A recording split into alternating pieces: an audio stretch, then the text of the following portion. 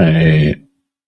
Things got a little wonky there. I'm not really sure what was happening with the intro video there, but welcome everybody to another exciting episode of Shadow City Mysteries House of Skye, episode 12. Woo! When we last left our intrepid family, they were surviving against a bunch of mechs, trying to take their livelihood. It did take some of the livelihood of their workers, which is very sad. We'll get to that in just a moment. But before we get there, let me just welcome you all to Shadow City Mysteries House of Skye. It is a live actual play of a 5e D&D setting called Shadow City Mysteries. Original setting by Play On Words Studios, based on our upcoming games and IP. You can check out now if you're very excited. You could pre-order our Shadow City Mysteries, the role-playing game, which actually is available very soon. It's finished-ish. It's done writing. We were in the middle of editing and layout and other important things, but the PDF will be coming soon and then off to the printers, which we're very excited about. You can also pre-order that. That's somewhere. I'm sure there's probably a thing somewhere in one of the places you're looking. There's also a super exciting tarot deck coming along with it, which also will come into play at some point in time. So pre-order that as well.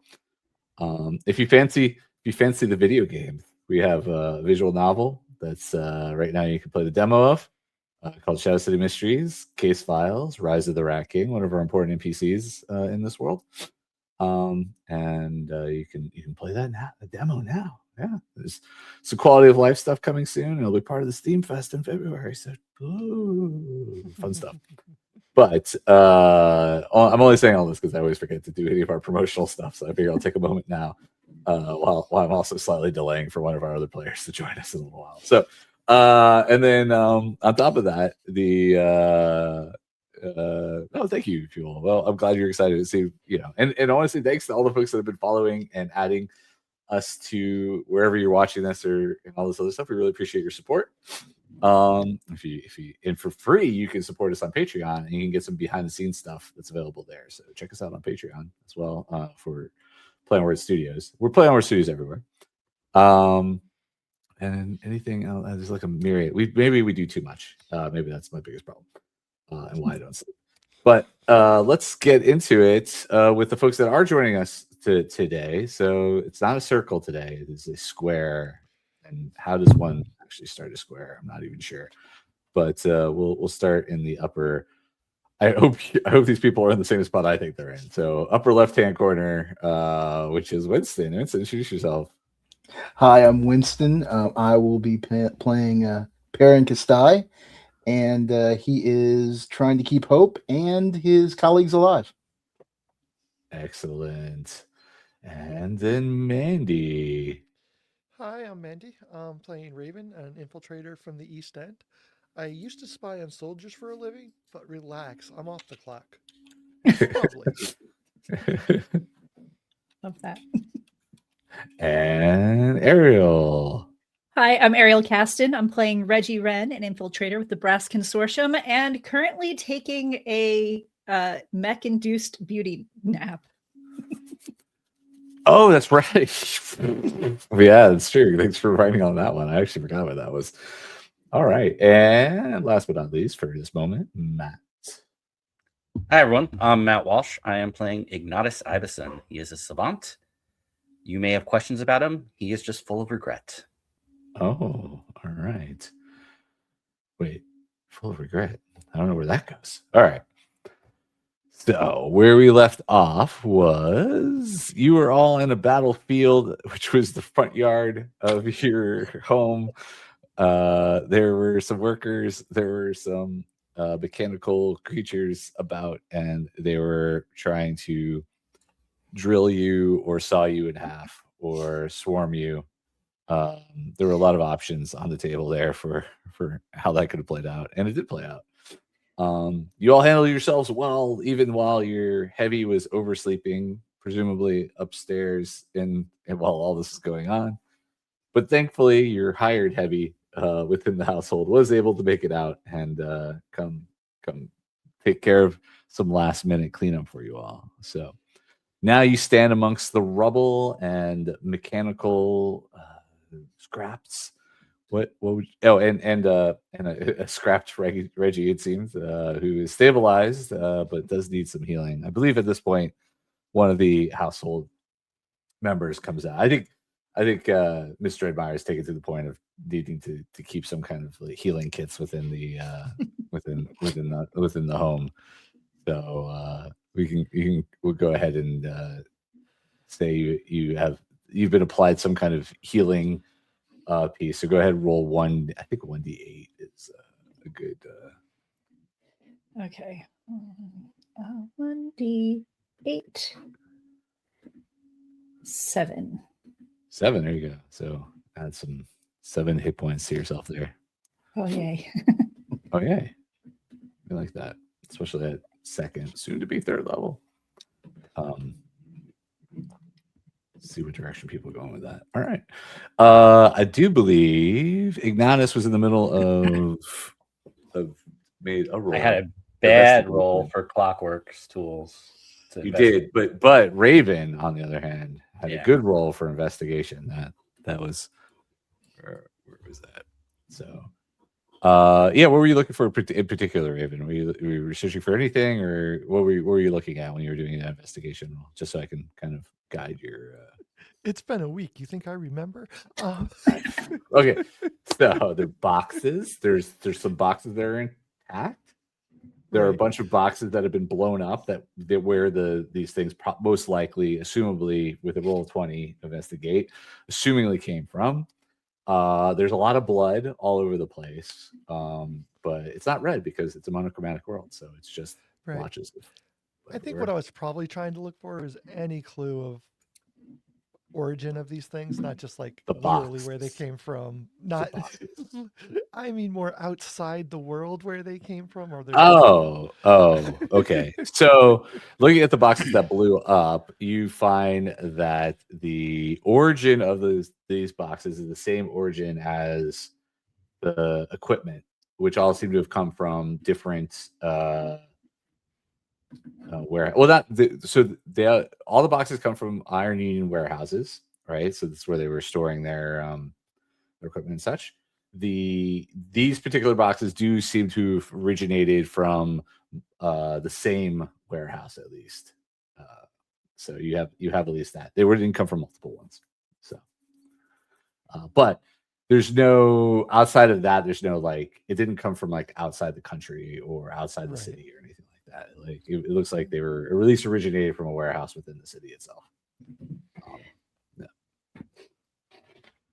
Ignatus, could you take a look and see if the mechanisms look similar to the arm you're looking at? Oh, he tried that. I tried that. That did not work. You did.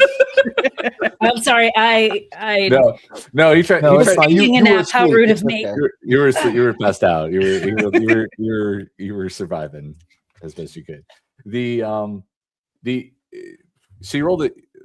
Was it 6? No, you rolled a 7. You rolled a 7. So the only thing you can get from is these are not of Iron Union origin or Brass Consortium origin. So that part you at least know. But whether or not they're from the same as the arm or anything else that you were looking at, you don't have any, not yet. But the arm was the same, right? It was not the arm was not Iron Union nor Brass Consortium, right? Correct. If you want to make broader assumptions from there, you may, but you don't have any definitive proof one way or another whether it's the same origin or whether it's just a quinky dink, as we like to say. Could I do a perception check to see if anybody who remained around is acting weird and not in the scared kind, or like if I see anybody sneak in? I would say so. Perception for sneak in, insight for if anybody's acting weird. So your choice of poison, and that could go for anybody if you're, All right, I guess I'm gonna check to see if there's anybody sneaking around. No, I may try the insight. So well, it's not a no. I mean, it's just that like if they are, you're not picking up on it. But you see everybody you see, right? Like you see the dead bodies of the workers off to the left. Yeah, left. And then you see you saw the other two just get out of dodge, right? They didn't get out of dodge. They ran to the edge of and they're kind of like they stopped because they got tired, not because they just didn't want to keep running. And they're looking about like just to see what you're all doing at this point. But they're not reapproaching the household. Let's just say that at this moment. Okay. You said it was inside if there was anybody acting weird? Yeah, inside. Okay. Peryn wants to try that. All right. And I just rolled a 13. Okay, you rolled a 13. Thanks for helping out the players at home who are just listening and not watching. Even if you're watching, though, you're not going to see anything because we don't have it up on the screen. So we got to call it out anyway, right? So with 13, I mean, other than Ignatus, he's like the weirdest one here. Not weird to me. Yeah. He's always still like just like this guy. No, everyone else seems to be again acting appropriately, like scared shitless, or not wanting to or dead. So you look at the dead bodies, they're dead, so they're doing their thing correctly, and then the workers that we're about, nothing else strange. And then the mechanical, you can't get a read on them because they're mechanical clumps of scrap. So yeah, I want to go to Miss Dreadmire, Mr. Meyer, and see if there were any deliveries. If all these boxes had been here from, I think was it yesterday that they came. Day before. Okay, so if there were any new shipments that had come over. It's Tuesday, right? No, so this is no, it's Wednesday morning. So it's Wednesday morning. It was yesterday. Okay, yeah. So yeah, if they came from yesterday, or if anything new came today. No, this was all the shipment. So she'll let you know that all the shipment came all at the same time. Well, not the same time, but all during the same time. But she remarks that all the boxes were delivered like in the clumps. So there's like 4 or 5 clumps about the place. They were all kind of dropped off. So what you can at least assume from that is the boxes were not loaded. They weren't all dropped off at the same time, right? So throughout the day, the boxes were dropped off, and then they were dropped off like in clumps appropriately. Like the Iron Union is pretty organized, so when they do deliveries, they don't deliver a mix of things, right? So whatever's first needed gets dropped off in one clump, and whatever's next, whatever, right? So it's all pretty organized pretty well. So the box, what it shows you at least is that the boxes were intermingled with those deliveries yesterday. There we go. That's the word it's looking for. So aside from that, I probably want to take a look at the boxes, see if I can figure out which ones were, I guess, exploded or broken out of, and see if there's any markings or anything on them. Sure. I mean, you could roll investigate or perception on that one. That's a good reason. Okay, I do investigation. That would be a 15. Yeah, your investigating proves to be about the same as Raven's, and that the boxes. I mean, again, they didn't really explode. It looks like actually and Raven, you can get this piece too. Is the boxes kind of collapsed apart from the inside. They were designed to do that, right? They didn't like explode or anything like that. Okay. If they were broken, it was because of the giant scorpion thing of death was just large and crunched out of it, and then but it looks like the giant scorpion of death thing was like probably more compact, and then kind of busted out of it, like when it enlarged out. The swarms kind of just knocked their boxes apart or whatever, didn't really destroy them. So those are the more intact ones, and then the flying drones kind of like popped out of the top of there, so that there's more damage on those boxes just from probably the speed at which they flew out of those. Would a 15 notice any like markings or anything on the boxes? Again, the same thing as being. I mean, you all get the idea that it all came from one central one warehouse. Okay. Well, I meant like this way, like an X on the one that's supposed to be like. No, nothing indicate. No. There was no clear indicators on it. In fact, the thing that you do notice on a 15 and definitely on a 20 is that the boxes were made to look as unnoticeable and integrated with the rest of the boxes as possible. Do we had mechanical creatures not flown out of them, you would have nobody would even realize that they weren't supposed to be there. What were you gonna say, Reggie? I was gonna say, is there somebody we can talk to? Maybe you already talked to them. My internet had a blip. that would know if anybody new had been delivering to the warehouse or out of the ordinary that is here? Would we have to go to the warehouse to talk to someone about that? No, like, I mean, when you finally track down the folks that are kind of hanging off to the side, no, they tell you the only people who would probably know that are at the warehouse itself. And like, these folks are never been to it's not that they've never been to a warehouse. They haven't been working the warehouse shifts for a very long time. They're actual like workers for building. Talking to the workers, did all of the creatures like emerge at the exact same time and at like a very specific time? Like, was it like exactly at 8 a.m. or 8:30? Well, they weren't looking at their watches, but they all seemed to pop out at the same time whenever it did. Okay. So it was only a few minutes ago. So roughly, combat only takes a couple of minutes, right? So it was like maybe 10, 15 minutes before this, so about 20, 25, 30 minutes ago. So 8 a.m. though, about-ish, right? Or 7 a.m. about 7. You were sleeping in about 8. Yeah, it was about 8 o'clock. Would probably be about okay. Right when the workers were kind of like just getting, they'd already been starting for a little bit because they started early. They just didn't start banging until, because they're not allowed to start. Zoning laws prevent them from start hammering until 8 a.m. So perhaps they were timed to go off at the most optimal time when the most workers were there. Yeah, correct. Yeah. So that begs the question: was the target us? Was the target Skye household? Was the target the workers? Like, well, yes.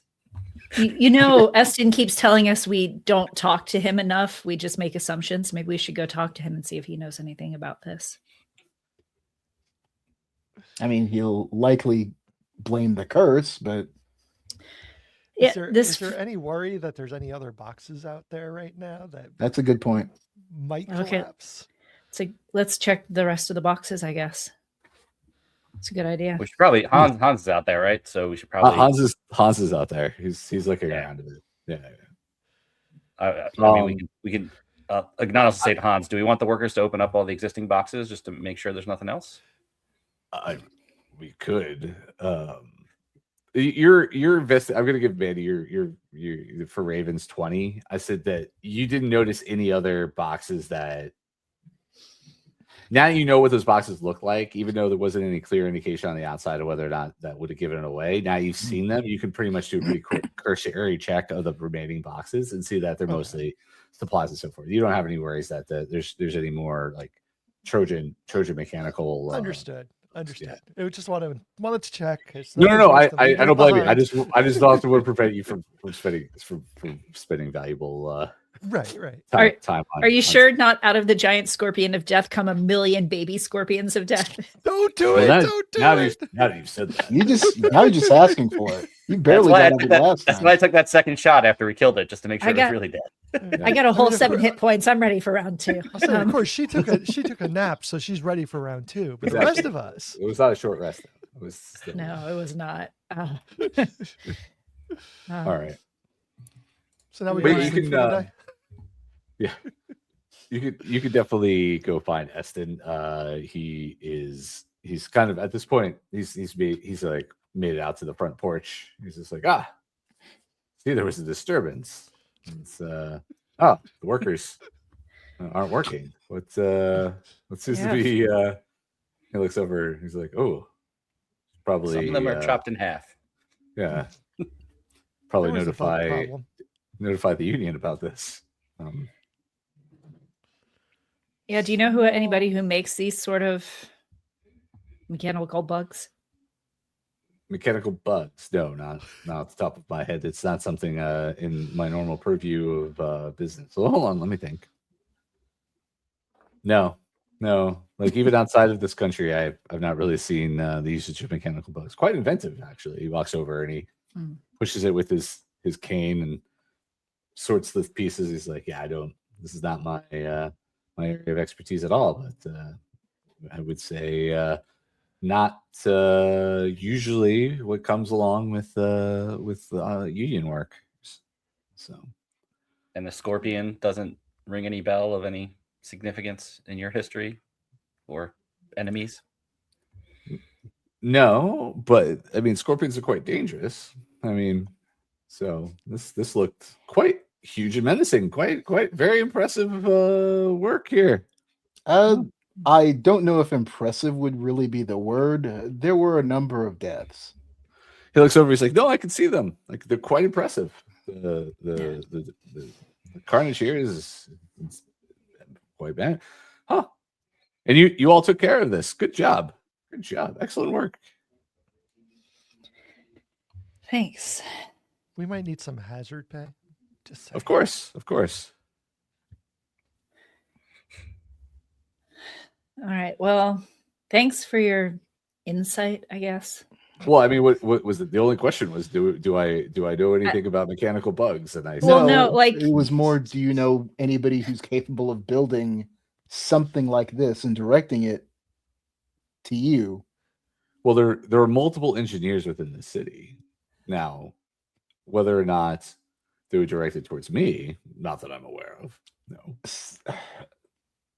Do you know of anybody who maybe has some type of animosity towards you who has the capability of creating this? Well, like the mecha bug master. yeah, or anybody you rub the wrong way who has a hobby in bugs and engineering. I don't know. And engineering? No. Just one of those two? No. Well, engineering, probably many.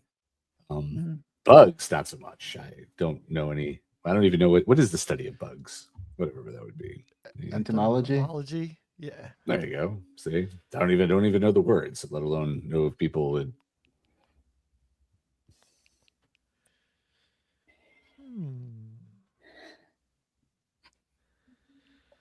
Well, I have no idea if this is going to put a delay on the house repairs. So, Well, I'm sure it will. I mean, obviously, we're going to have to get more workers in here. They're going to want extra pay because of the hazardness of this. I'm going to have to speak with somebody at some point in time about why they would bring mechanical bugs to the workshop that obviously aren't designed for repairs. This seems like oversight on their side of things very much as well. So, I mean, no one seemed to know that. No one seemed to have brought them here on purpose. well, why would they? Look at what they did.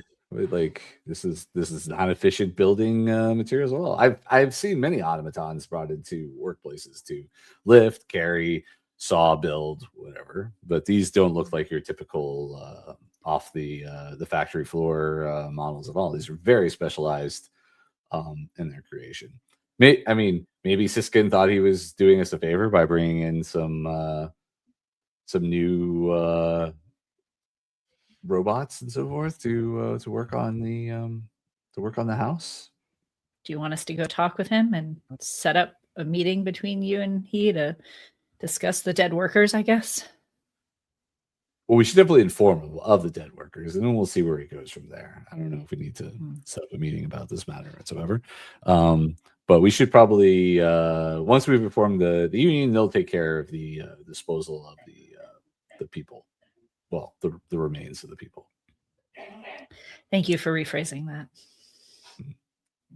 It may be beneficial for you to, although you may not think so now, beneficial for you to make some type of statement or prepare some type of condolences for the families who lost their lives, or for the families of those who lost their lives here. Oh, yes. I'll get Miss Dredmeyer on that. I'm sure I'm sure she's capable, yes. Oh, more than capable. She handles this stuff all the time. That is slightly troubling, but... Do you have workers dying on you all the time? Well, in our travels, we've had many instances of things happening that we need to cover one way or another for mostly... Sorry, Peryn. I'm sorry. Just cover is kind of an odd choice of words. For diplomatic and political reasons. That not any better, but I think I understand what you mean. Perhaps address, I think, might have been a better option for wording, but it's fine. I'm sure Miss Redmire will assist you in the way that she can. So, I am curious to understand your thought process more. Is this something you would file under curse? Oh no. Okay. This is something I would file under day-to-day business. Cost of doing business. Exactly. perhaps you should look into the business that you do But a little more carefully. with it, I mean, people die in factory work all the time here in the city. This is just par and course for This isn't People- factory work, and this isn't par for the course. This was a direct assault, likely against your household. I said, do people die from mechanical bugs regularly? no, but machinery. I mean, it's Factories? quite common actually. Yeah, we but don't, we don't getting have crushed. guardrails in the city, you know. Yeah. Getting crushed under a giant piston is different than getting attacked by a mechanical bug. You surely see the difference in that. Well, I don't know. He just points at this leg. He says, "This leg here is a piston, right? I mean, Ignatus, help me out here, right? And this comes up and comes down, right? In the striking motion, and it's just as dangerous as any of the factories within the city." He turns to one of the workers. Isn't that right? I mean, how many injuries did we just have in the last week within one of the factories in the union? The guy's like, "Well, yeah, no, there was George. George lost, yeah, pretty bad. And then there was, Francilla. Yeah, no, you're right. I turn to that guy. Is this a normal factory accident for you? Well, I mean, off the factory floor, no, it's definitely not normal, not normal. But I mean, occasionally we've had some of those automatons that just they go crazy sometimes, and they, okay, crazy is not the right word because they're not thinking. They just kind of it's mismanagement of operations and so forth. But I mean, nobody told us they were going to have these things here, working. Yeah, but all of them going crazy at once at the same time. Yeah. I don't know. Actually, that stuff does happen quite a bit. Do you usually employ automaton bugs? No, this is the first time I've ever seen a bug. Like, why would you do that? That just seems odd. Like, that's just somebody's like. I mean, but we got a lot of Wainwrights and Gearwrights and engineers. They're doing all kinds of crazy stuff these days. Everybody's trying to put their own little stamp on things, so that people kind of like go, oh yeah, that's Marty's bug mechs. I'm not sure that. I just want to clarify that bugs. I've seen fairly large bugs where I grew up. That is the size of a truck, pointing to the scorpion thing. That is a large. Yeah, that's one big bug. I agree. Yeah. Well, it's machinery. It looks in the shape of a bug, maybe, but that's not a bug. We're not talking about bugs here. We're talking about automatons that are somehow control. Actually, that's the question. And Ignatus, I don't know much about automatons. Are they self-directed or are they controlled? Is that how does that work precisely? So for Ignatus, is because you do have some crafting order. It's a little bit of both. Now, free thought, no, nobody's even heard of that as far as automatons. But the closest you get is automatons can have some basic functionality that allows them to do certain routines and so forth, right? That are programmed into them. Most automatons are controlled, either through not really radio waves. That's rarer. Usually through some kind of connected remote or whatever for operation. How far can one of these remotes reach? Like how far away? How close does someone have to be to operate? Ignatus, why don't you give me a tools check on that? Well, I'll give you a intelligence and tools or wisdom, whichever you wish to choose. It's probably intelligence. All right, tools.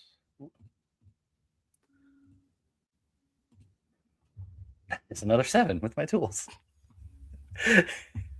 You need more. You need better tools. better tools. That's true. Are you still And blessed? then Oh wait. I mean, With concentration. actually, so- blessing would not work for that. I No, don't with think. that, no, because it's only yeah. Do I have to Um, cast this would be guidance, I guidance? think. I have to. Yeah, You I'd could. have to. You could. Go ahead. You know, since you Okay. guys don't think to use your abilities ever. I'm gonna Ignatus give you guidance, which will give you an extra D4. will that make that big of a difference? It will. I mean, if you roll well, it will. If you don't roll well, it'll be. I got it too. So, I mean, you in theory, it could be quite a large distance, but you don't know the full range or whatever. Mostly anything with radio would be within a short distance, but the potential for long distance isn't outside the realm of possibilities. You don't have enough exact knowledge to be like, we should start walking in this perimeter to go see if we can find an origin for this. You don't even know if these things actually had any kind of radio set up because you haven't had time to really. And you're looking at it, you don't know. Just looking at it, glancing at it, you don't know if these were set up for radio or actually had commands imprinted into their control chips or anything like that. But with time spent in investigating, Of course, the time spent, anything is possible. All right.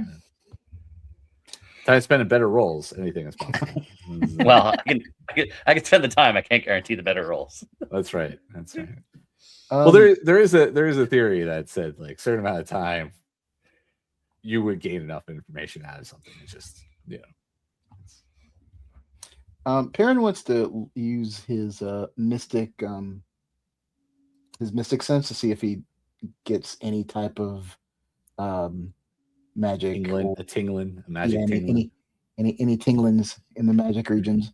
The magic regions. I don't think you have to roll anything for that. Or is it a wisdom check? I don't believe so. I think it's just maybe. Let's take a look at your character sheets. You did something. Detect magic. It's just detect magic. It's wisdom perception check. Well, there we go. Okay. All right. So let's do that then. That'd be a 25. Don't forget to look at Eston. I'm not looking at Eston. I'm going to go blind. So, well, if you don't look at Eston, there's no. I mean, yeah, there's nothing. Oh, the Turnstone itself always has a little bit of residual magic to it.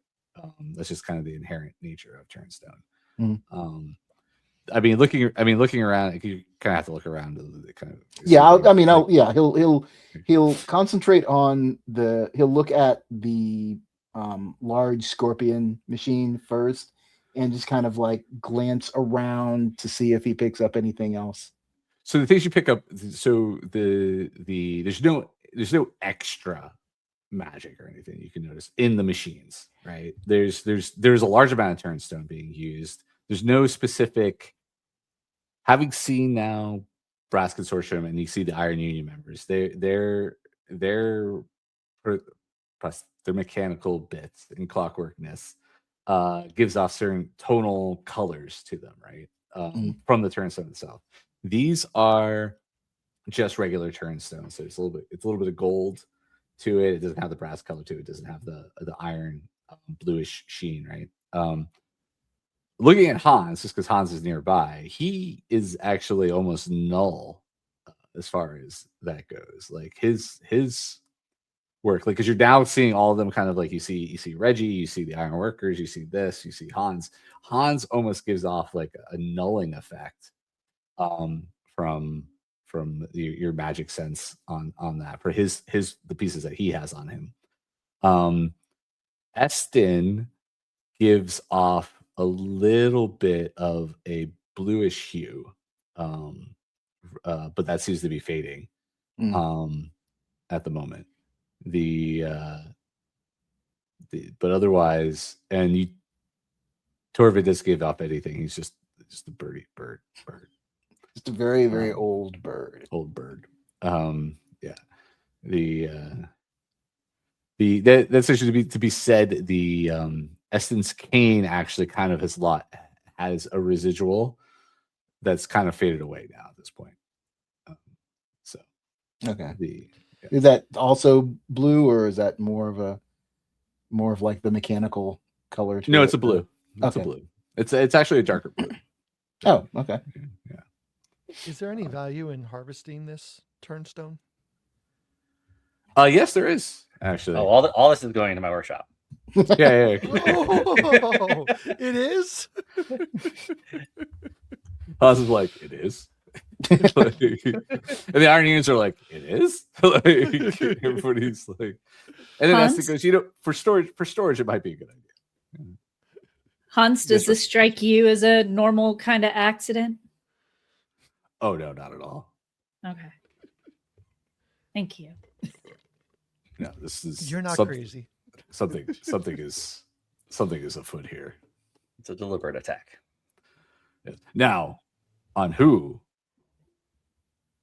It all happened so fast. It's hard to say. It could have been for the workers. It could have been towards the household. It could have been towards you all. But since we never really got a moment to see where it was directed, it's from my observations, which were quick. It seemed they were targeting whoever was attacking them.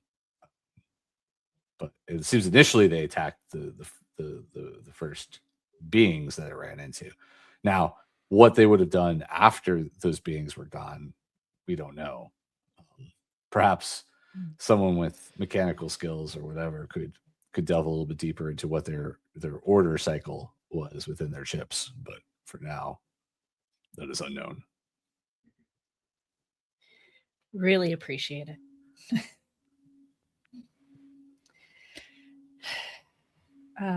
So what do we do now, Fam and Peryn? There was, if I'm not mistaken, I think Ignatus was going to ask.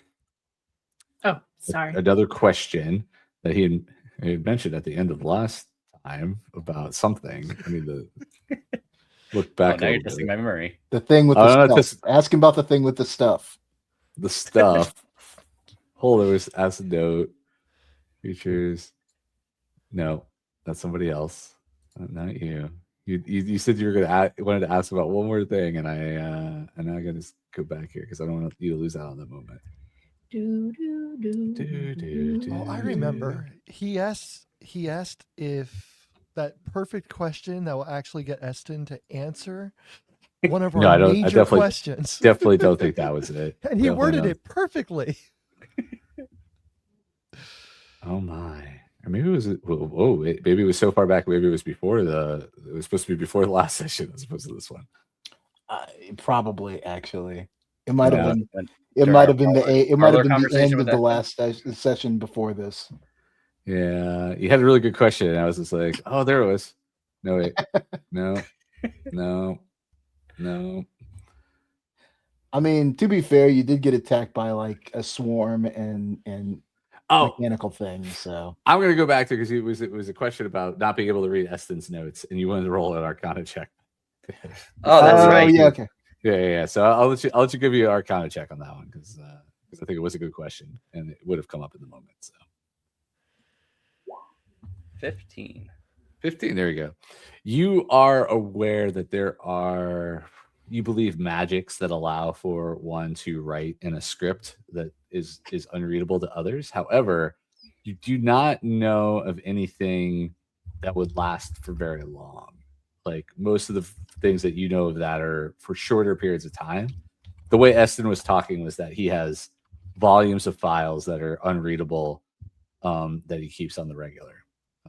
So it sounds like he uses like a more mundane cipher of some sort, like maybe, or a more complex version of this is the other version, or the other way to go with it. More advanced magic. More advanced, something that very particular for this. Yeah. At 15, you do know that there probably are ways to perceive that regardless of what he says. Oh man. Oh, okay, there he's back. Disappeared for a second there. I thought that information was so much for you. You're just like, oh, sorry. No, that's right. No. I was taking notes. All right. Any other questions, observations, and so forth you would like to do with the scene? But with that note of Ignatus wanting to put it into the storage area, which isn't a bad idea, is Hans directs some of the house workers, and the Iron Union's not opposed to it because it means that one, it clears out the workspace, and then two, it means that they do ask that they could have maybe access to it later from one of somebody higher up. These guys aren't going to look for it or whatever. Ms. Dreadmire also takes to the point of getting some of the servants to put covers over the bodies and move them to more appropriate like handling and so forth. So they're not just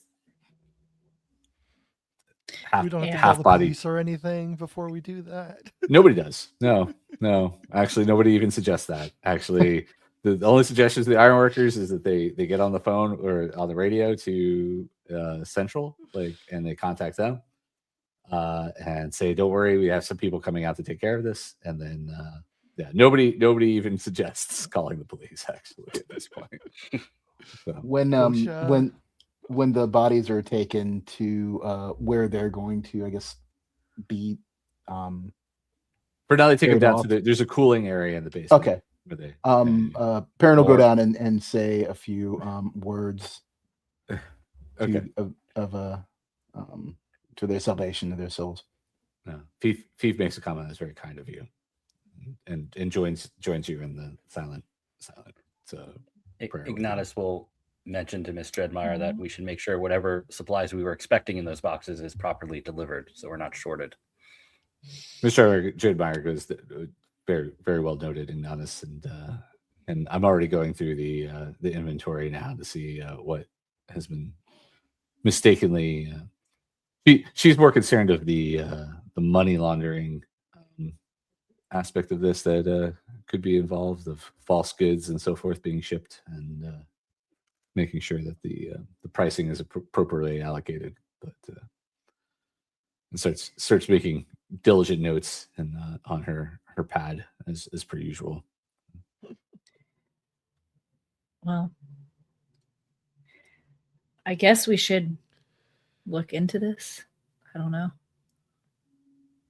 Well, of course, if you wish. It is about 9 o'clock. Miss Dreadmire mentions that there were a number of people intending to come by today to speak with some of you, and then makes a note or a note to you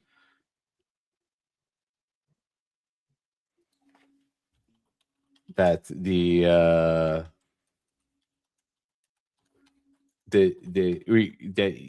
at noon you had mentioned there you had a possible appointment with someone and may not want to miss that you had scheduled. Which you? Is that Peryn? Reggie. Oh, I had a meeting at noon with someone. All right. Well, then excuse me. I'm gonna go upstairs and change my shirt, I guess. I believe he mentioned it was off-site, so I don't know if you need a ride or anything, but it does take about 30 minutes to get to the city. Who the hell was I gonna meet at noon? You left a note for somebody somewhere. Oh shit! Yeah. Okay. Yeah. Sorry. I'm not awake doubly now because I got woken up early and then I got knocked the fuck out.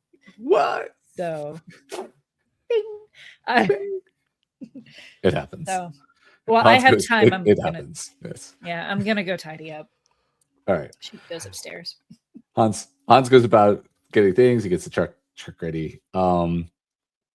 At about this time, a few hours later, so you have time to. Most people weren't coming until noon. Remember. So, is there anything you all wanted to go about doing?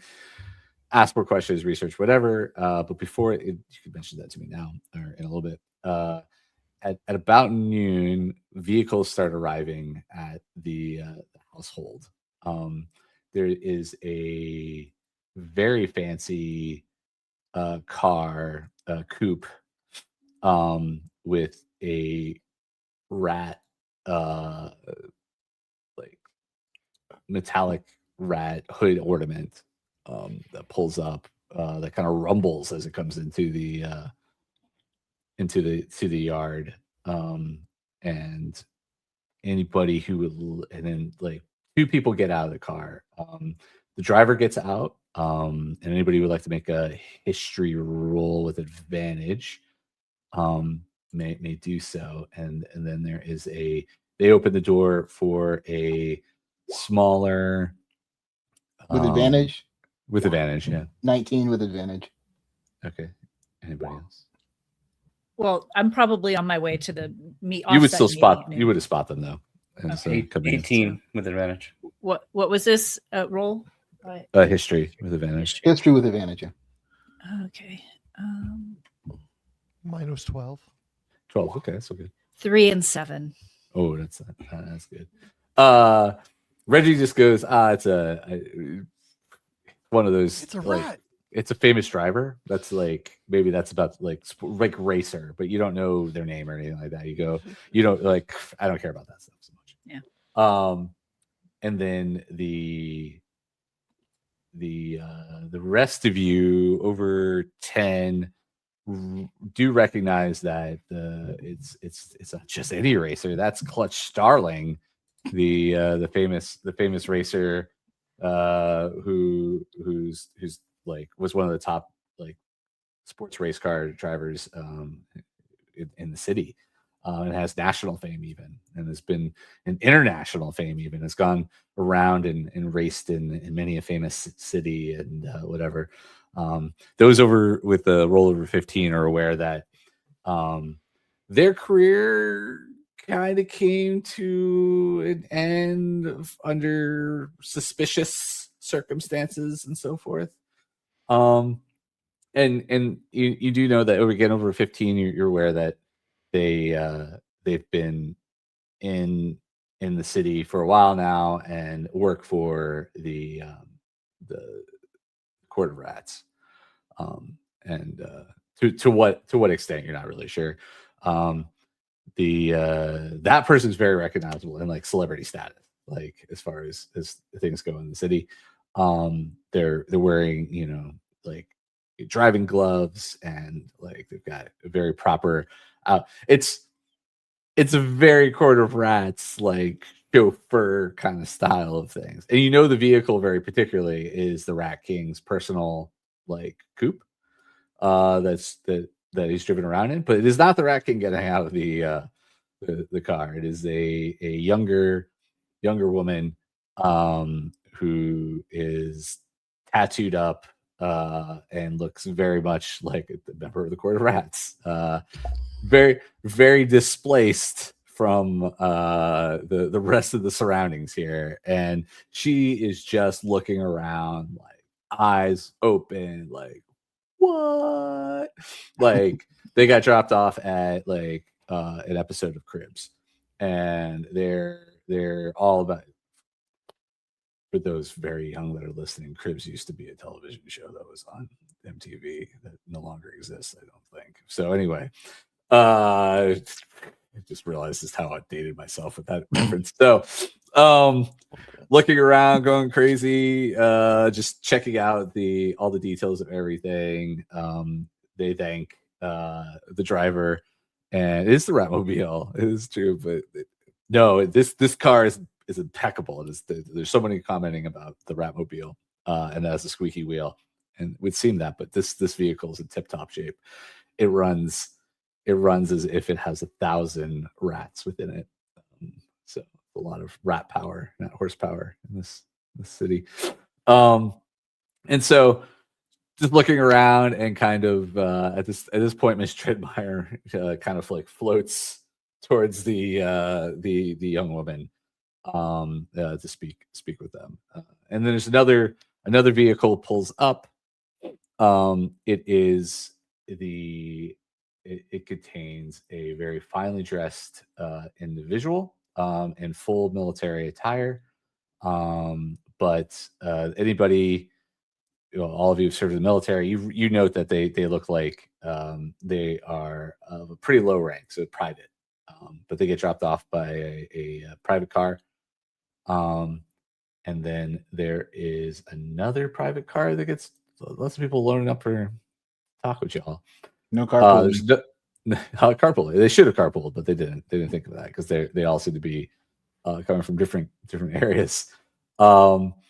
There is Sister Grace arrives in a car, and then also a very stylish car, private vehicle, but not like a taxi or whatever. It looks like anybody who has religion can make a religion roll. Oh yeah, okay. Oh, I guess that's me. I'm sure other people have religion, just probably had a negative. Hold on. Not with advantage, sadly, though. So sorry. I got a 14 without advantage. All right, without advantage. So without advantage, 14. So seven. You know that it's a. You can tell by the platings and so forth. It's a vehicle of the church. Same with the 9, vehicle of the church. With the 14, you realize that it is the platings and the markings are of people of import. They also have a driver. You do not recognize the 2 people do get out of it. One is a young woman in very common, won't say like monk / sister robes, but they're not like Sister Grace looks one way, very proper nun kind of like religious, and this one looks more impoverished. So this isn't Sister Grace. This is somebody else who's coming. This is another person. So there's another woman with almost platinum, very short bob hair. Otherwise looks very common, like the dress, religious dress, but of a someone who's taken vows of poverty almost. Like they're not as finely, like Sister Grace is very finely dressed, but not overly so, right? But enough to be like, oh, this is an important person, dresses nice. This person obviously dresses the way they dress because they've taken like vows of poverty, and it's not because they're slumming it or anything like that. Just because it's still immaculate to the point that it can be, but it's not. And then another person steps out, and you recognize the clothing of another father, basically not an alkalite though, much higher level, so almost like you recognize him as an elder status within the church. Okay. As these people kind of grow, Miss Dreadmire is kind of like a little flustered at the fact that you never see her get flustered. She's just like, everybody showed up on time. Nobody shows up on time. And so kind of goes from the one person from the Court of Rats, and then like floats over to the private, and talks to them for a moment, and then kind of points them in a direction, points everybody, kind of just starts organizing, putting people into direction. And then at this point, she floats over to you all, and basically, for Reggie, she who at this point has gone upstairs, gone dressed, came back down, whatever. She says Hans can take you into the city for your appointment if you would like. Sure. Would he rather stay here with all these people? Hans looks about the people. He's like, no, I think Keston's fine. All right. And then there's like, and it'll do him some good to socialize a bit.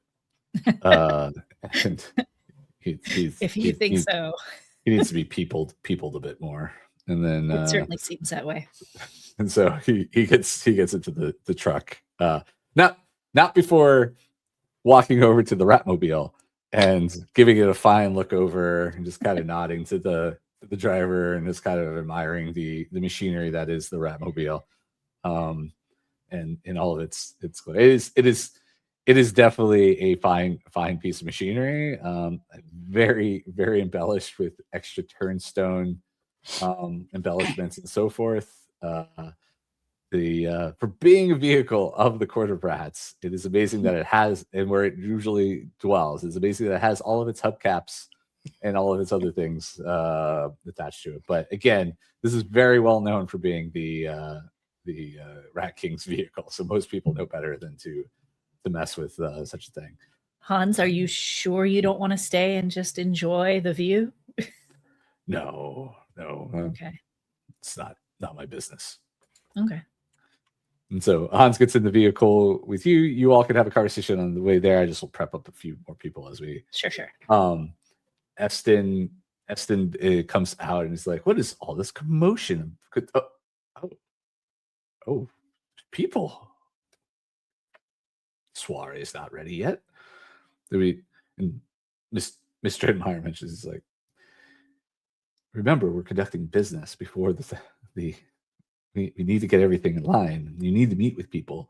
You can't just be going out amongst the city and having drinks all the time." It's like, "But why not? I'm in Skye." It's like, "Well, these people wish to meet with you. Well, some of you. Some wish to meet with some of the family members as well." "Oh, excellent. Let them meet with the family members."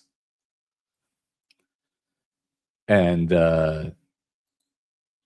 so she goes, she's like, "Well, just one moment. Eston, wait in the parlor, will you?" And then goes about, and then goes over to Ignatus, and Mr. Edmeyer goes over to Ignatus and mentions, she's like, this gentleman here is Private Lee Goshawk. He was directed here by what was the man's name again? It was Lieutenant Hook Crow, I believe. And the private's like, yes, ma'am. Like Ignatus Ibison, yes? That's correct. Private. I was sent to speak to you about. You were inquiring about some of the missing orphans, and I believe I may have some information for you. Oh, excellent. Mr. Edmeyer, do we have a room we can use for a private discussion? Yes, there are many, and the since this won't affect influence or anything like that, she directs you to one of the smaller rooms. Yeah, that's what I assumed. That's fine. Yeah. And then she goes about to the individuals that came out of the church mobile. Everything's going to be a mobile at this point. The church car. And then she comes over to Peryn and goes, "Peryn, you actually have two guests, and technically Ignatus as a second guest as well. There's Sister Grace, but she seems to be here. She wished to speak to you to give you more information about the orphans." Oh yeah, great. Yeah, I'll go speak. You said there was somebody else? Yes, there's elder Biano Crane, and a Sister Tay Sparrow. What? They're together. They're here. Yes, now. It seems they travel together. Yes, that is their. Okay. If you can deliver a message, tell. They're literally like right there. Okay. He's contemplating like running upstairs and throwing on a tacid or something. Oh, sure, of course. But it's like at this point, he's like he's done too much already. Yeah. He's like, "Can you do me a favor and just make sure that Sister Grace doesn't go anywhere. I want to make sure that I do talk to her, but I'll talk to her in one moment. And is the parlor free?" The parlor can be free, yes. Okay, good. Just let her know I'll speak to her in a moment. I need to handle something really quickly, and then, but I do definitely want to talk to her. All right, I will shuffle Eston out of the parlor and move him to his study. Oh, he's in the parlor. He was. I will shuffle him out of the parlor, and I will move him to his study, and I will make sure Grace and him get reacquainted. Very good. Thank you. Yes, that's fine. And so with that, we will take a moment of pause. Actually, while people are being shuffled around, Raven, is there anything you want to be doing? Did you want to try and catch the ride with Reggie? Did you want to your note? You're saying lots of everything you're saying, I'm sure is Yes, if I didn't have visitors, I probably would have tried to go with Reggie. No problem. That's what I figured as well, because you were aware of what Reggie was going to go do. Right. So right. yeah. All right. So I will with that, we're going to take a short break. So we'll come back at the 10 past the hour. So a little bit longer than our 5-minute break. Maybe, yeah, we'll do 5. It'll be about 7 minutes past the hour. And we'll be back. Or sorry, 8 minutes past the hour as the time keeps clicking away. So it might as well just be 10 minutes. Budget all together. 10 minutes after the hour, we'll be back. And so in the presiding time, please take a moment with this intermission to hydrate. Take a moment, walk around, fix your posture, whatever you need to do, and we'll see you at 10 minutes past the hour. All right. And some sweet, sweet lo-fi music for you too.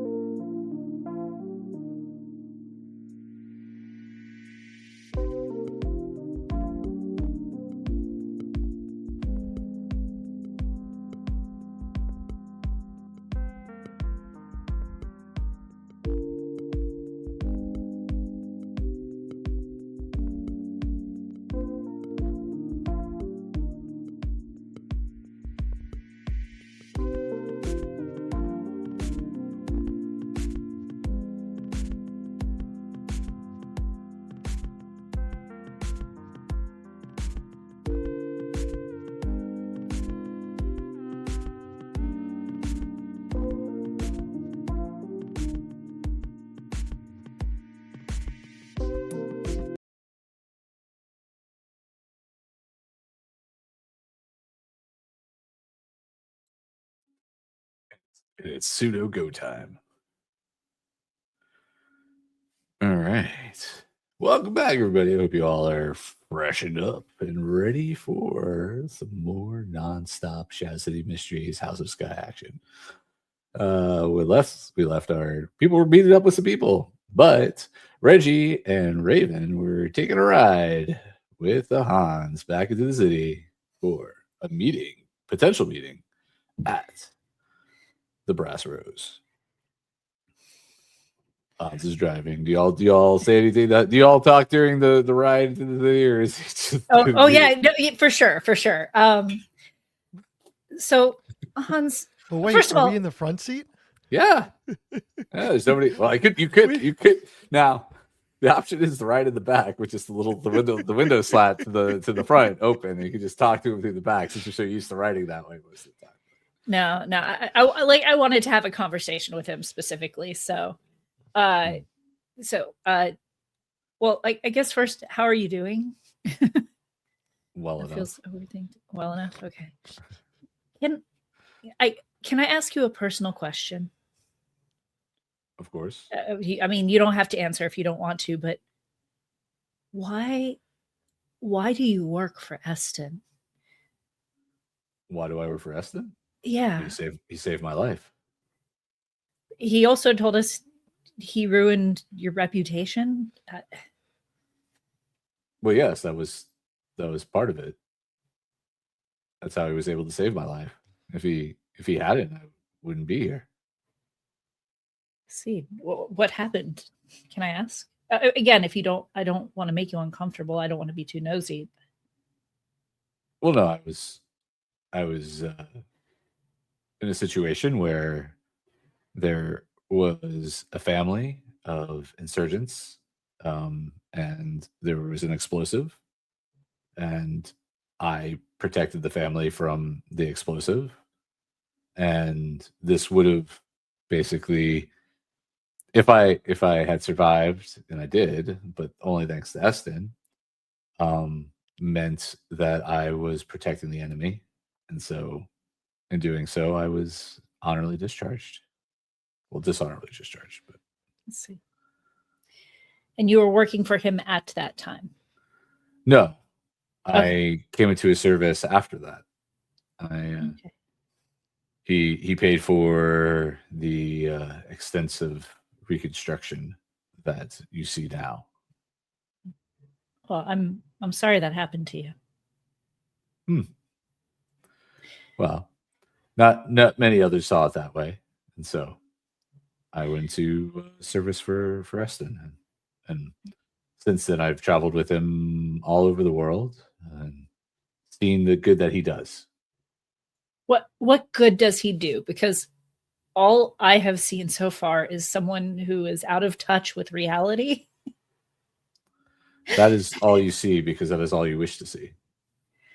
Well, Eston goes way far out of his way to protect many people in this world. In fact, the world would be in a far worse place if it wasn't for Eston. how so? He sees things and knows things that few even understand. He deals with people that are far more dangerous than, well, you have yet to meet. And he deals with them in a way that few others could. He's been given a life of wealth and importance, and he uses that as a weapon against those who would do greater harm to the world than you can imagine. Does he ever get on your nerves?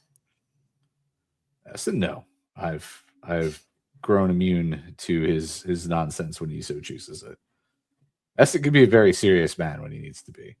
It is all part of being the rich noble that allows him to walk in places that others would never be able to make their way into. I see. Well, I appreciate that. I appreciate your insight. Yes, I think just speaking to your grandfather would go a long way, and not in the accusatory way of questioning and putting him on the spot. He will parry and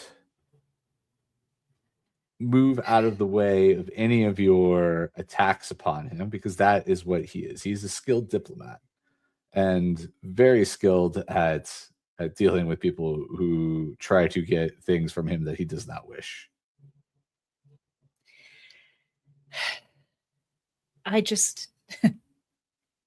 tried today. I really did. I tried to be so nice. And just was that your interpretation of the situation? Yeah. Let's see. I mean, I wasn't bringing flowers or making him coffee, but I was trying to. You should never do that for him. He has people for that. He wouldn't expect you to do that. I was being facetious, but I was trying to be kind. I was trying to get his actual insight. I guess, as you said, he needs to be peopled more, but it seems like he's peopling a lot. I don't know. He does. Well, he doesn't actually. He's peopled quite a bit over the years. Walked among many a different type of folk. Why not with his family? That's a better question for him. However, I can say this is not the first time we have met, Reggie. I feel I would have remembered you. I feel that if memory was as impeccable and as stalwart as you believe, then that would be true. Maybe. Well, then it's a shame that I don't remember meeting you before, because you seem like a pretty swell guy. I do my best. Anyhow, thanks for driving us. Of course. Should be at our destination soon. Anything from you, Raven? Nah. Just sitting here listening. Did you see me before? Yes. Because I'm sure I would have remembered you. I've met every one of Eston's grandchildren and children while they were alive at some point in time. I have another question for you. Do you think it's really a curse on the Skye family? Do you think it's a targeted attack? I do not believe in curses, but that is my upbringing. I do believe in... I don't believe in coincidences either. So now, whether it is an orchestrated attack against the Skye family, Eston specifically, or anything else, I do not believe it is an orchestrated attack against Eston. I do believe that it is probably deeper than that, and even Eston can account for more things that have happened within his family over time than even recent things. Now, are they all connected? I do not know. Are they the Skye family having a bad stroke of luck continuously with people that, as much as this city likes to put his sister in very high regards, there are many within the city who did not consider her to be the nice old lady that she turned out to be in the end. And their parents were held in very high regards, but only amongst certain types of people within the city as well. So again, whether those are the same people that would consider Eston to be in high regards is another story as well. Each of them dwelled in different circles, I will say. The people that, because, we had to go talk to a bunch of different people for him, and a lot of them said that it was a start and he had some work to do. Do they disregard him because they disregard his sister poorly? And I know I should maybe talk to Eston about this, but no, I can get a straight answer from you. This is fine for speaking with me about. Okay. I would say that it is more that he has been out of the city for some time. And so those that you spoke with are the current movers and shakers within the city itself. His realm of influence is international, not national. Well, national, but not on a city level. This is city level politics we're talking about. If Eston were in another country or was even in the halls of the national level, he would be without peer. In the city, that's different. He has influence, but it's not the same influence that he carries other places. That's why he has to broker and use the tools that are available to him, which are you, and are also his bargaining chips that he has, which are his money, his influence, things like that. But again, on a city level, he is starting almost from scratch as well. Has he gathered his children in other areas like he has here? Yeah. Does he see us as tools? No, he sees you as his legacy. I use the word tools because that is generally how he looks at. I could say the word pieces as well, as if you were pieces on a board, but I would not call you pawns by any means. Legacy still doesn't feel like family, though. So he has a lot to work on. It's true. Yeah. But I mean, not that I was looking for family last week before I met you, re-met you. Keep in mind a few things. He, as I've mentioned, has lived a very dangerous life in which he has accrued many enemies around the world. He has done everything that he has been able to do to protect you all as much as possible. Him not being a part of your lives is not because he did not want to be a part of your lives. I will leave that to him to speak on further. But it is because it was in the best sense for your safety, your parents, yourself, that he did not associate with you. Associating with you would have put you in more peril, danger, and put his job and work at risk. And at the time, this is selfish of him. He considered his work and what he did to be of the most paramount responsibility and importance. Can't necessarily judge someone too poorly for a good work ethic, so. Exactly. I'll stop 20 questioning you now. I'm not the police. No, you are not. It just would have been nice to know we had family years ago. Yes, that was a choice. That choice, I do not blame you for maybe begrudging him. But let it be said that you have all been known to him for quite some time. And he has made sure, not in the pulling strings and moving pieces around sense, but he has made sure at least that you were living the lives that are yours today. He does not believe in interfering in people's lives in the sense of controlling and master stroking where you are. You've all come to the places that you are at by your own talents and abilities. So.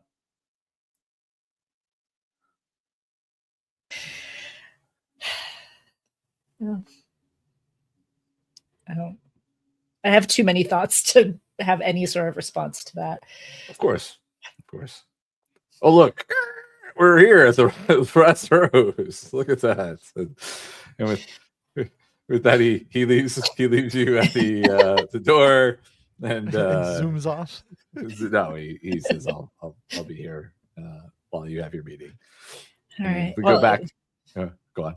It might be a pretty quick meeting. Who knows? We'll see. I don't think so. And we cut over to the back to the household where Ignatus is in a side chamber where food and beverage have been provided to you and your guest. Private something. Hold on a second here. Lee Gossok. Yes. Keen note taker. It is Lee Gossok. That is true. Private Lee Gossok.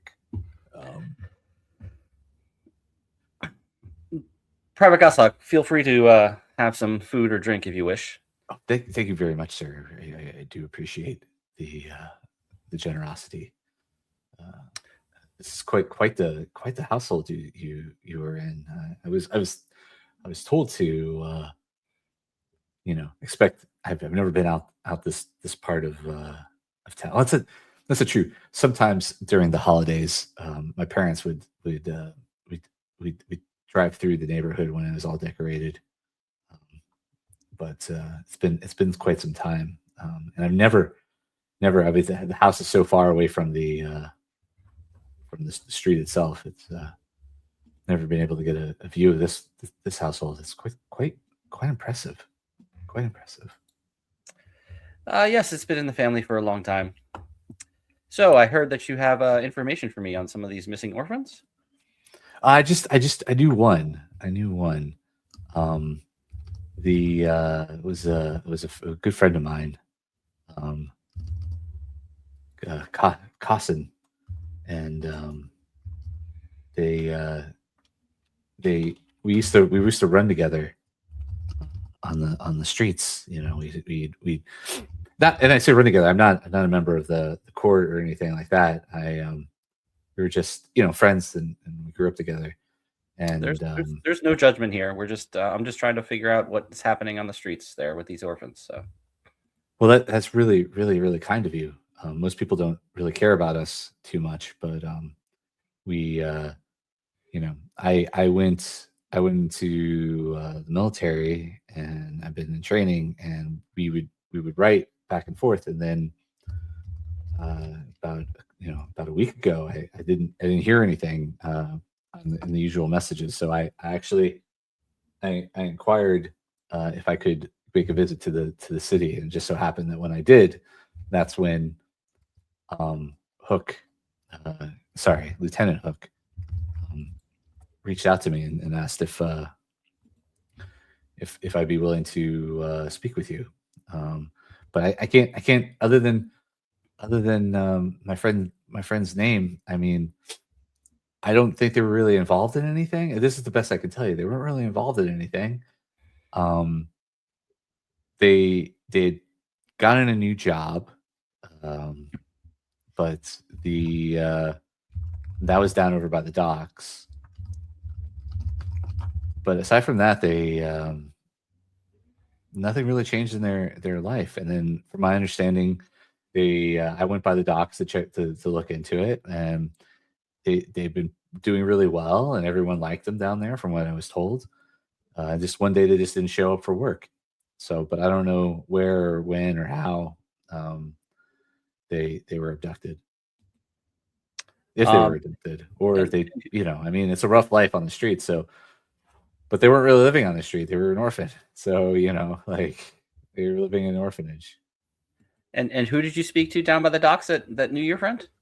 I spoke to the dock master. That's where I first inquired. Dock mistress. And then just a couple. There was a food stall that sold some really stinky fish, and there was like a couple other folks that were just working the docks there. But yeah. And you didn't have you said he got the new job, but there was nothing else that changed at all in the last couple letters you got from him? No, not at all. No, okay. It was him.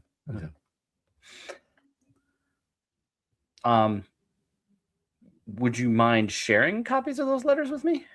Or sharing those letters with me?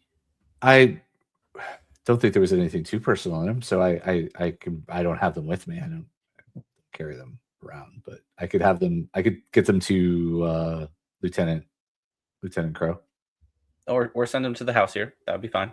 I just would like to review them. I will get them back to you once I'm done. Sure. I think, well, the easiest way for me to get them to you is for me to send them to Lieutenant Crow and then have them delivered here. It's just okay.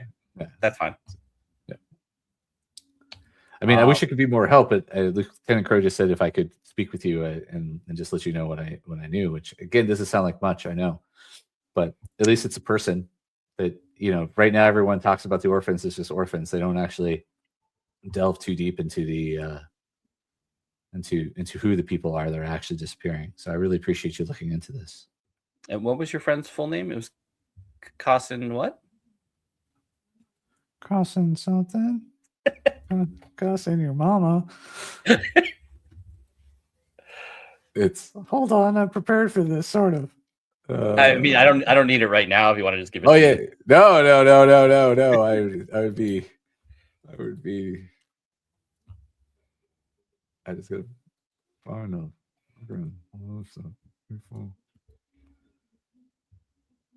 It's not there.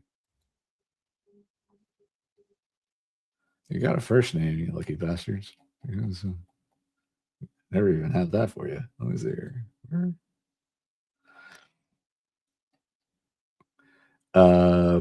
Brightway.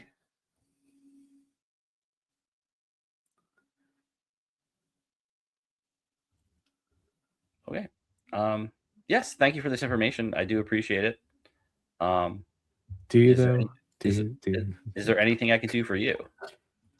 No, I mean, the food and the beverage is very, very, very nice. If you don't mind, if I just have a few more bites before I leave, just because we don't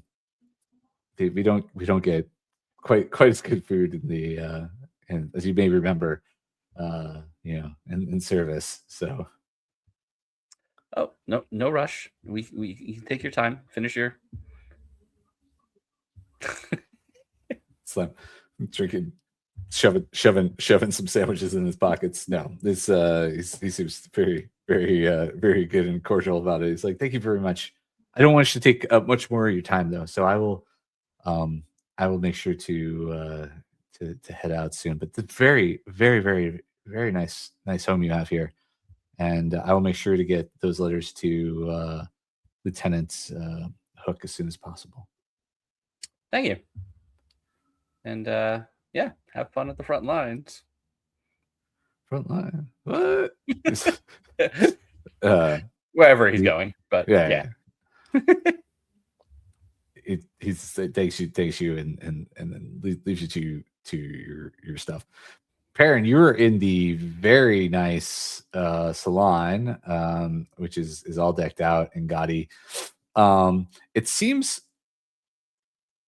you've never noticed it before, but it seems as if Miss Dreadmire, while getting Eston out of the room and prepping it for, has moved a few of the church decorations, but church statuary and so forth that had been kind of hidden amongst the house, and put it into the parlor for more prominent display. Everything that was pushed into the chapel was suddenly shifted out. Yeah, sort of like moved and put in more prominent spots amongst the room to better prepare. Again, inside greeting you is the elder and sister who are there to speak with you.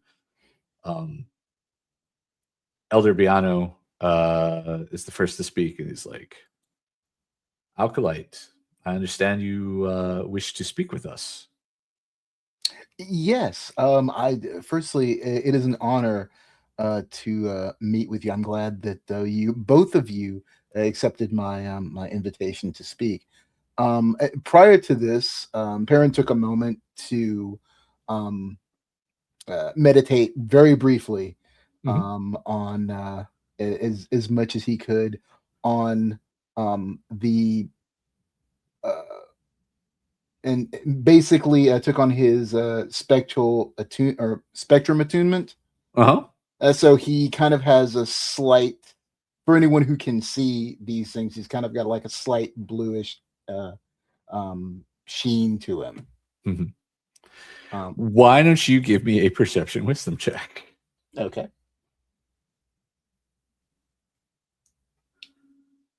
And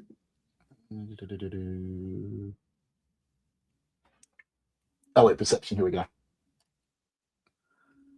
That is a 22. Okay. You do not. So with the elder, you do not see anything of magic about him at all. Oh no, this isn't the mystic. Oh, because I got. I'm just saying that when you come in and you're looking like, so if you're saying like, if you were looking to see if anybody notices you come in and you don't see anything mystical about him whatsoever. Okay. The sister has nothing about her that is mystical at all. None of them have any turnstone prosthetics or anything about them.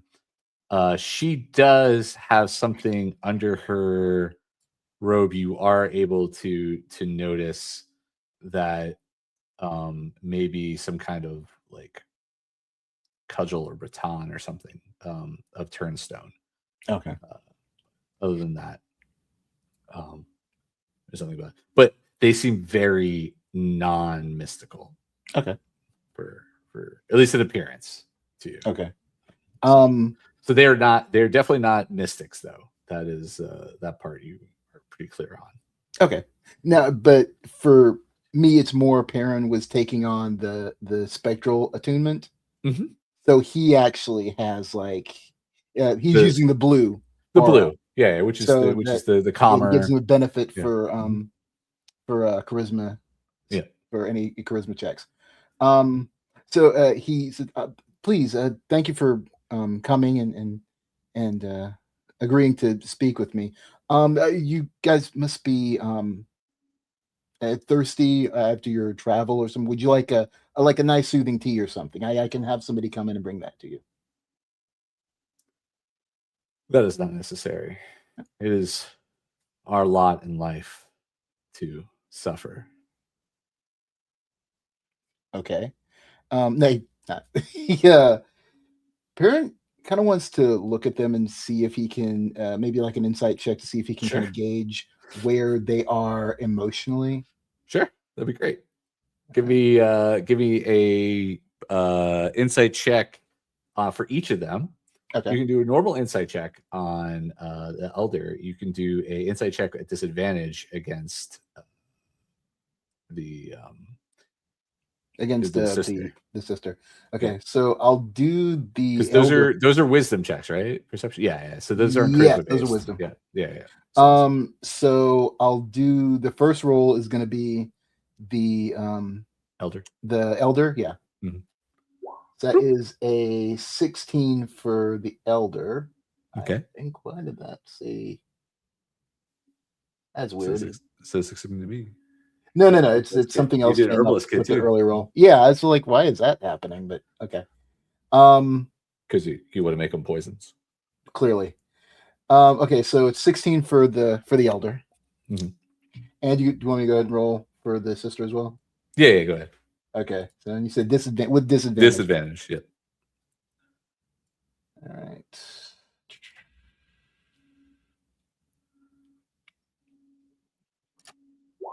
That is 19 for the regardless, would have been even sweeter if it was with advantage. That's so what were you looking for exactly? Just try to see if what their emotional states are, if they seem stressed in any way, or if they're I'm trying to make sure that they seem as calm as possible.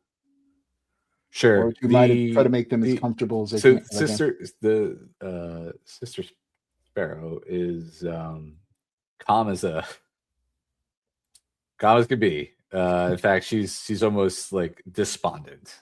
Like there's no emotion coming from her whatsoever. Okay. And then as far as he's concerned, the elder, he's giving off kind of he's not agitated to be here. He's not excited. But it's sort of like there's something off in the sense that he's looking about the place. It's not disgust, but it's definitely he's not pleased to be here per se. So I tell him, well, I don't wish to take up any of your time. I understand it's precious. You just came in from abroad, did you not? That is correct. And it's from Kanuru. Oh, excellent. But how did you find it?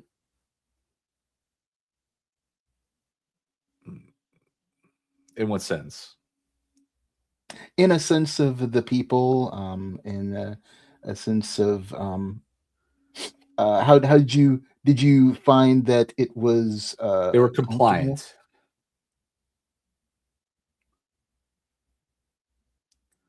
Yes, our missionary work went well there. We were Excellent. able to bring many into our fold. Good. That's great news. I don't doubt that would be that it would anything would be otherwise. You'd Anyway, be I surprised. Our work has taken us all over the globe, and not all are compliant. You would find and he starts to bristle about some of the worst, most defiant people in this world, that we have much work we must do in order to bring them under the heel of Besapon and our great nation and our great religion. And I believe that you will be, that we will be very successful in that. It may take time, but if time is not something we always have.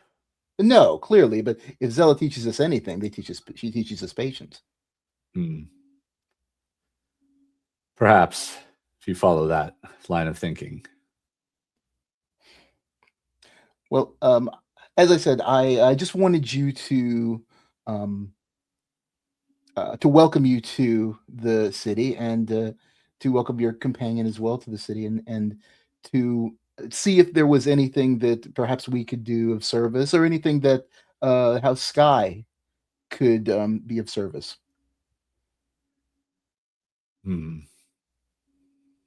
Skye. That name sounds familiar for some reason. Oh, well, his family is very prestigious here. No, more recent than that. He did lose a sister recently. Where did he come from before here? To my understanding, he has kind of been all over. I see. He's a bit of a diplomat. Interesting. Yes, I'd like to meet this Eston Skye at some point. But what was it you wished to do? You said a welcoming? Yes. Well, we wanted to welcome you. We wanted to welcome you officially to the city, as Eston Skye is very newly arrived himself here. He's taking on the estate from his late sister, and as he's my condolences to the family. I will definitely I definitely spread that message to him. Sister, I'm sorry, sister. Do you require anything as well? Are you?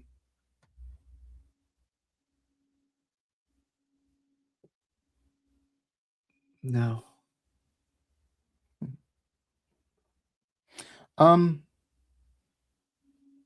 Well, again, I just wanted to speak to you and offer the house Skye's assistance to you in any shape that you need. Again, someone who is as prestigious and as pious as yourself would definitely should definitely be honored, and agreed. should be met by the upper crust of the city here of Sciortino. Yes, we would like to meet these people. I will definitely attempt to see if we can get that scheduled. Eston tends to be a busy man, but he is also a servant, so I'm sure he would be more than happy to meet with you at some point. No, I mean these upper crust, the city.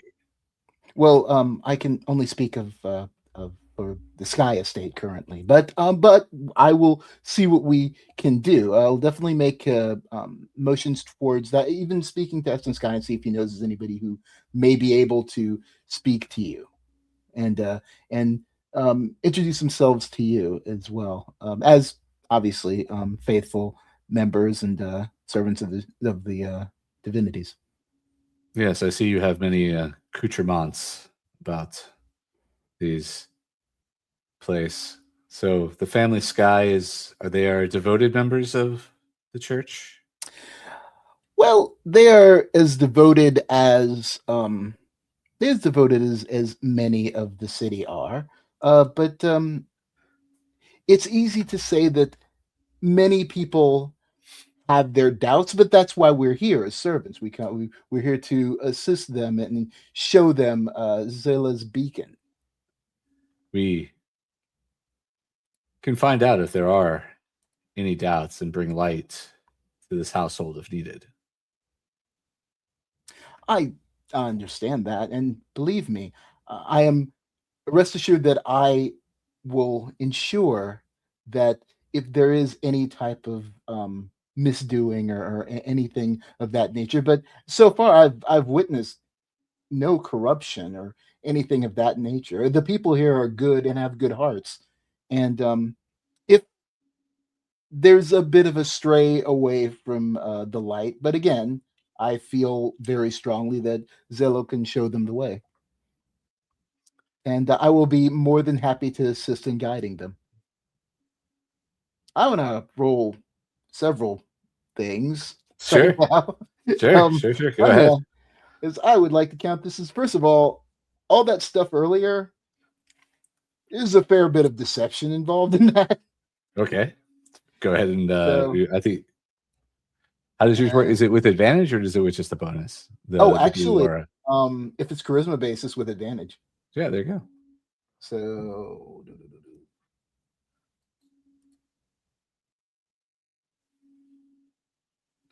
the deception of not letting them know. Oh wow, yeah, that's not working. That's a 9. Maybe it did. Basically, trying to convince him that I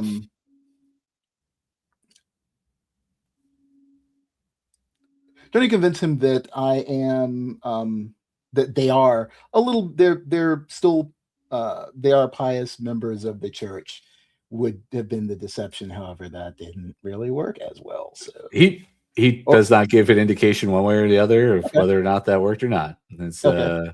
Yeah. So he doesn't scrunch his face or anything when you say these things. He just looks at you and he's like, "Are you sure you're up for the challenge?" I feel very strongly that I am. I feel that I am uniquely geared towards assisting them in this endeavor. That is all we need then, isn't it? I did roll insight earlier for like a glad handing attempt. Would that count, or would I need to re-roll? No, we would you know what, that one we'll go ahead and count that as your okay. Now be careful if we can. Okay, we can do two ways. We can count that one, but then we count the deception as your second because you get 3 rolls. Yeah, I got yeah. So you can do one more, and then if you want to count that, or we could do just a baseline. I actually like the idea of going with the ones that you're doing in the scene itself. Yeah. So you could pick whether you would like to do intimidate. Do you want to intimidate on these folks, or do you want to persuade? So here's the question. I was trying to possibly just invite the sister to the shindig. Give me. You don't even need to make it. You did well enough on the insight roll earlier with her. You get the feeling that these two are and historically, even given that they traveled together, they are a kind of a package deal. Okay. I don't know what's going on outside. I think it might be rain. I hope it is. We don't get rain very much here. Sorry. The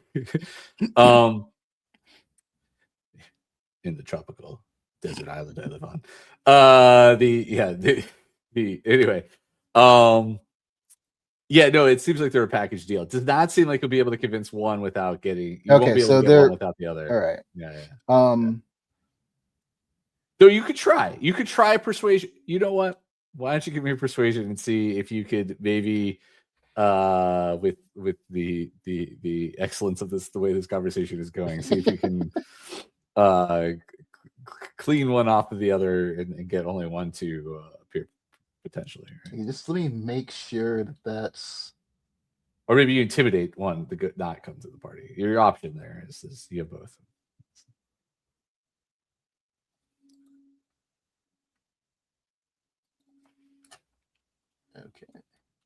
Okay. I will. Peryn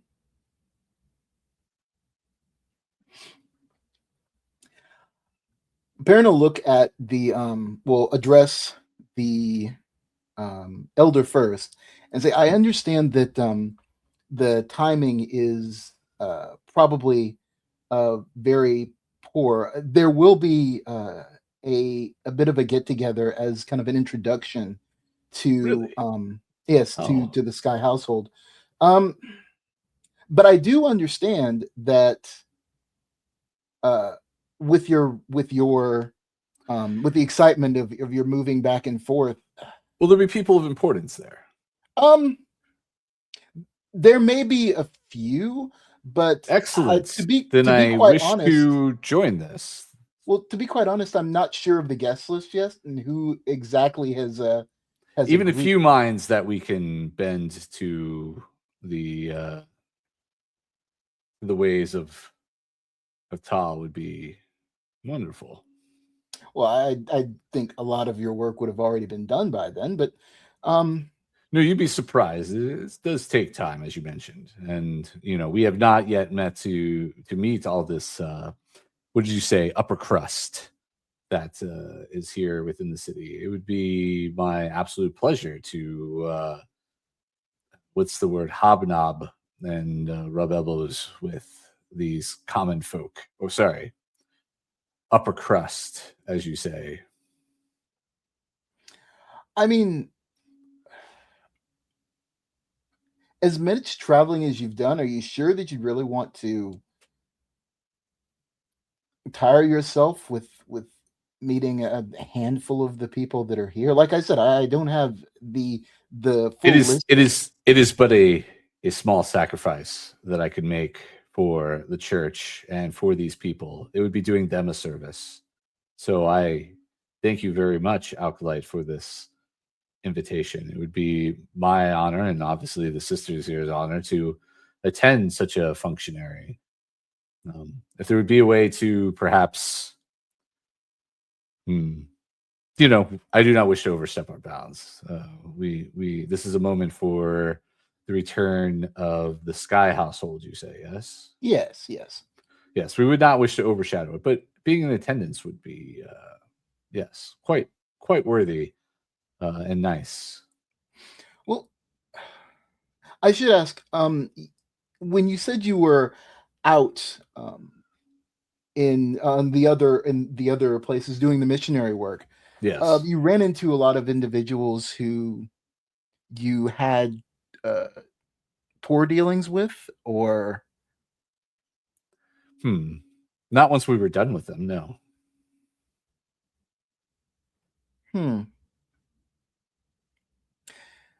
And were you able to, and I assume you were able to convince them with simply reading the scriptures to them and repeatedly, yes, counseling them on how they should interact with others. Of course, preaching the word of the God's love. Yes, tough love, as it is. I think that might be more. I think that might be more appreciated in this situation, or perhaps simply Alkalites. yes. I believe we are well aware in how to speak and bring the word of the gods to the people. That is our mission. Well, of course you are. I wouldn't say anything else. And I against think the best way to aid us is to see that we are seated with this upper crust that you speak of. So I will go ahead and say that we would gladly accept your invitation to this gathering of like-minded, gods-fearing society of people within the city. You must also understand, your honored one, that because you are new to the city, that there are certain things that should be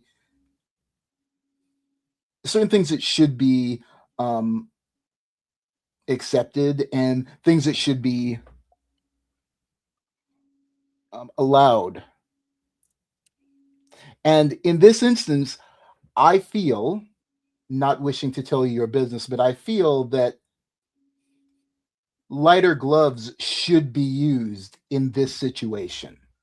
Indeed. If this is something that you wish to work. Intimidation. At disadvantage. Oh, wait, you have advantage, so it cancels it out. Okay. Oh, I love it. 18. Damn. He is taken back by the words, but he goes, understood, Alkalite. I mean no disrespect, sir. Of course not. That is noted. And I humbly accept your and humbly welcome you and your acceptance to your invitation.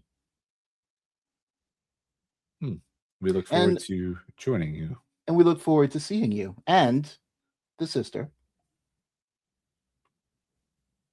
Now, do you wish to have that? You wish to have that tea, or? No, again, suffering is for us all.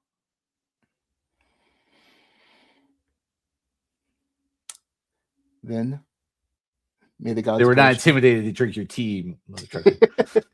You will drink the tea. You'll drink it. You will like it. They do not. They do not drink tea. Do not drink your herbalist Kit 22 tea that you're whipping I don't out. I don't know what happened there, but it was some good tea, clearly. Yeah, that's a roll.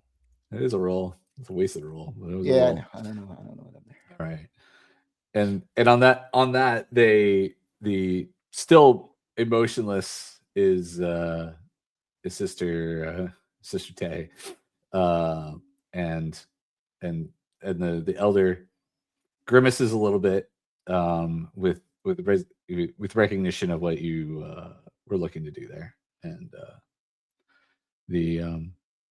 you go roll your was it 2 successes? So it was 2d6. Yeah. Okay, cool.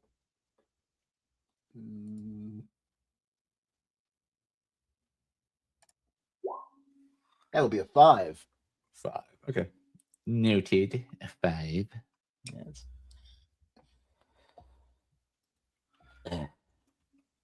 All right.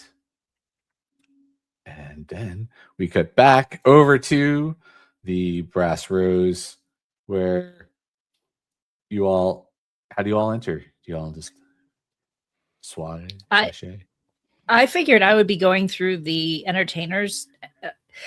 I feel like this is something we would have talked about in the car. Sure. Yeah. But I'm going to go through the entertainers performance or entrance, because again, if I'm going under the guise of like, I I'm worried about being the House of Skye. I'm not going to use the name to get in. So I don't know if you want to come with me back there, Raven, if you want to enter a different way, if you want to lay low. I'm not. I'd probably kind of enter with you, but like once you're going to the table, I'll probably peel off and, just kind of watch. Yeah. So I'll go through the entertainers entrance and. Okay. You're able to go through the entertainer's entrance. You go and you look inside the floor, and you see at a table a woman that looks like the description and the photo that you saw of Fleur. All right. Can I catch her eye? I just don't want to startle her. Well, yeah, as long as you don't roll stealth, you should be fine. Okay. Yeah. Okay. So I'll just, I'll just go up and can I have a seat? Yes. And on that, we fade to black, and we'll pick up next time. Episode 13 of Chosen Industries House of Skye. Lucky 13. That's right. All right. So before we end, let's do a shout out to our performers this evening. So first up, Winston. Tell us who you is and where you can be found on the interwebs if you so exist there. I'm Winston Clark. I played Peryn Kestai, and I can be found at with my webcomic, which we'll be posting at some point in the near future. New episodes with the Subconscious Eye webcomic, which would be at subconsciouseye.com, and my socials are on Instagram, Blue Sky at Subconscious Eye, and Subconscious Eye Studios, respectively. And I can also be found on Facebook under Subconscious Eye. Amazing. And Mandy. Mandy, I play Raven, and I can be found here on Tuesday nights. Love y'all. That's woohoo. That's right. And we love you, Mandy. And Ariel. I'm Ariel Kasten as Reggie Wrenne. You can find me on social media at Ariel Kasten or via my podcast, The Large Nerdron Collider. All right. Awesome sauce. Matt Walsh. Hey, I'm Matt Walsh. You can find me on most socials at Matt P. Walsh, and I'm here every Tuesday and looking forward to our first episode of the new year next week. That's right. And let's give a shout out to the folks behind the scenes, game design and writing, Stephen Cheney and Brendan Stoddard. Tarot design and writing, Rabbit Stoddard. Character design, Adam Schumpert. Tarot and symbol design, Luana Zahra. And graphic and UI design, Fleur Sciortino of the Wanderer's Tome. I am your game master and CEO and creative director at Play On Word Studios, Christopher Mifsud. You can find me on the interwebs at the magical Mr. Mifsud, but more importantly, on Play On Word Studios, wherever it is, because that's more important than me. And we appreciate all your support, those who've tuned in and watched us live, and those who are checking us out on our videos on demand. Thank you again for all your support, and we'll see you next Tuesday, 9 p.m. On the YouTubes or the Twitches. The Twitches, not the Twitters. You'll find the other stuff there. And we look forward to seeing you there. Thanks, everybody. Bye.